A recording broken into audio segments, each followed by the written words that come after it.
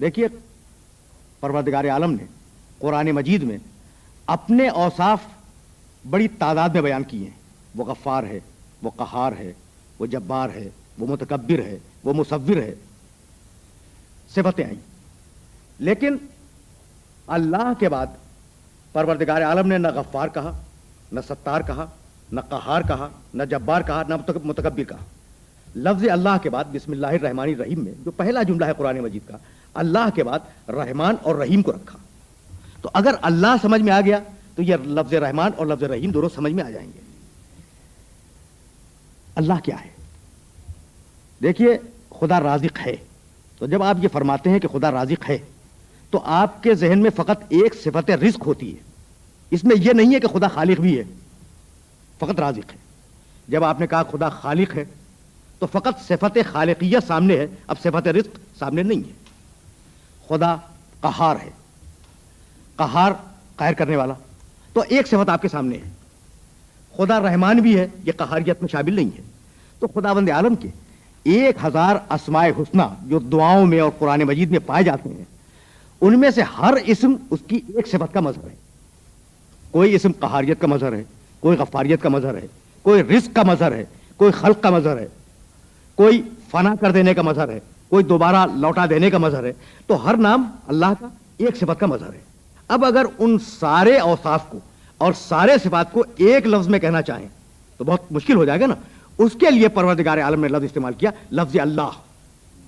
رازق یعنی ایک صفت، خالق یعنی ایک صفت، مبدی ایک صفت، معید ایک صفت. اور جب اللہ آپ نے کہا تو جتنی بھی صفتیں ہیں کمال کی اور جتنی بھی صفتیں پروردگار عالم میں پائی جاتی ہیں وہ ساری کی ساری لفظ اللہ میں سمٹ کے آ گئیں. تو آغاز کیا پروردگار عالم نے اپنی کتاب کا اپنے نام سے جو اس کا اسم ذات ہے، جس میں ساری صفتیں سمٹ کے آ جاتی ہیں. اور اب اپنے نام کے فوراً بعد اس نے یہ نہیں کہا کہ یہ وہ اللہ ہے جو غفار ہے، جو قہار ہے، جو ستار ہے، جو متکبر ہے، جو غفور ہے. نہیں، اللہ کے فوراً بعد 2 صفتیں دی، یہ رحمان ہے، یہ رحیم ہے. یعنی اپنے پراپر ناؤن کے بعد، اپنے ذاتی نام کے بعد پروردگار عالم نے قرآن مجید میں سب سے پہلے جن صفتوں کا تعارف کرایا وہ 2 صفتیں، رحمانیت، رحیمیت. رحمان کے معنی وہ بلا تفریق مذہب و ملت ہر ایک کو نعمت دیتا ہے. یہ رحمان کا مفہوم ہے. وہ نہیں دیکھتا کہ فرعون ہے یا موسیٰ، وہ دونوں کو رزق دیتا ہے، دونوں کو نعمتیں دے رہا ہے.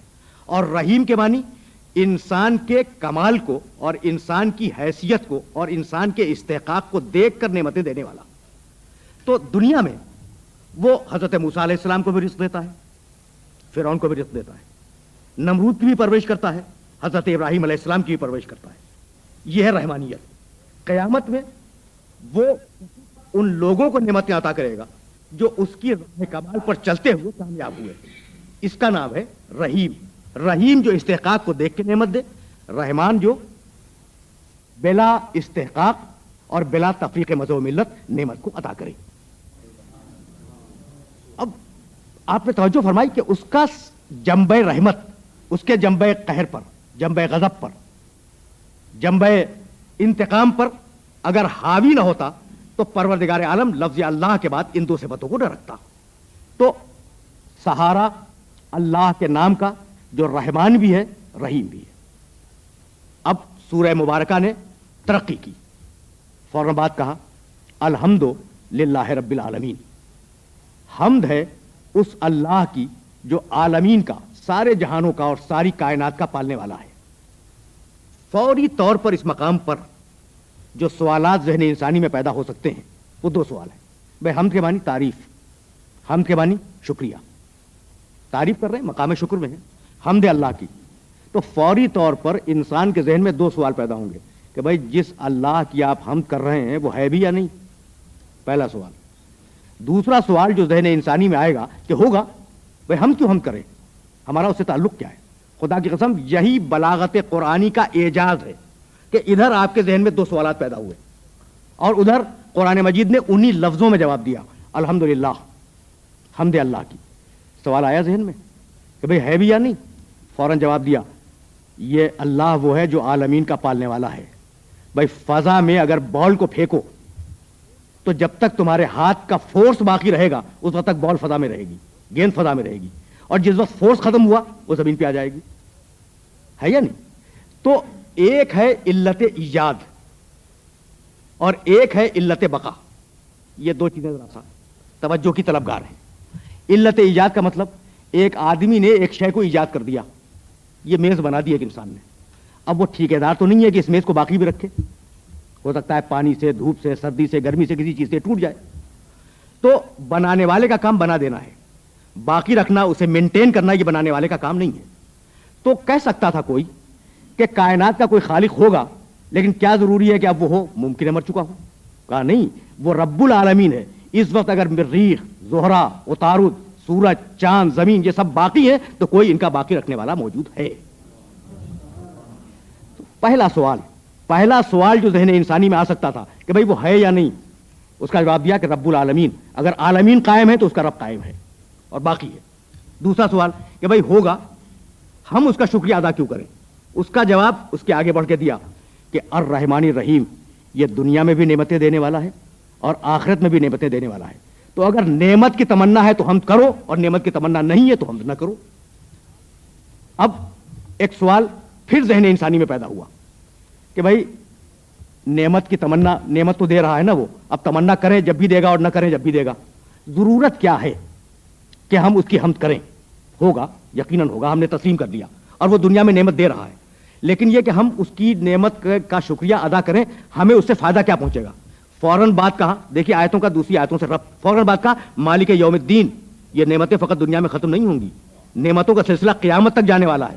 وہ یوم الدین کا مالک ہے. تو اب اگر قیامت میں لازوال نعمتیں چاہیے، لازوال نعمتیں چاہیے تو اس کی حمد کرو، نہیں چاہیے تو نہ کرو.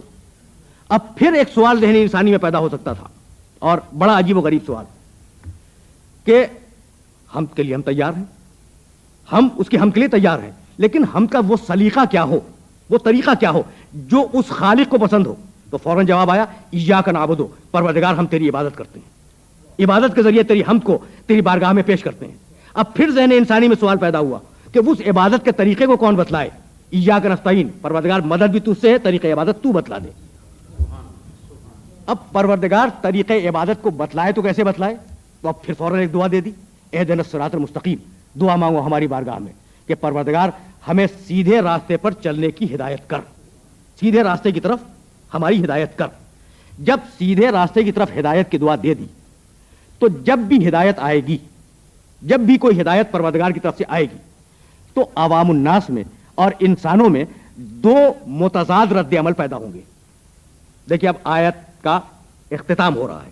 جب بھی ہدایت آئے گی پروردگار کی طرف سے تو انسانوں میں دو متضاد رد عمل پیدا ہوں گے. کچھ لوگ اس ہدایت کو قبول کریں گے، کچھ لوگ اس ہدایت کو ٹھکرا دیں گے. جو قبول کرنے والوں میں ہوں گے ان کا نام ہے انعمت علیہم، اور جو ٹھکرانے والوں میں ہوں گے ان کا نام مغضوب علیہم اور ضالین ہے.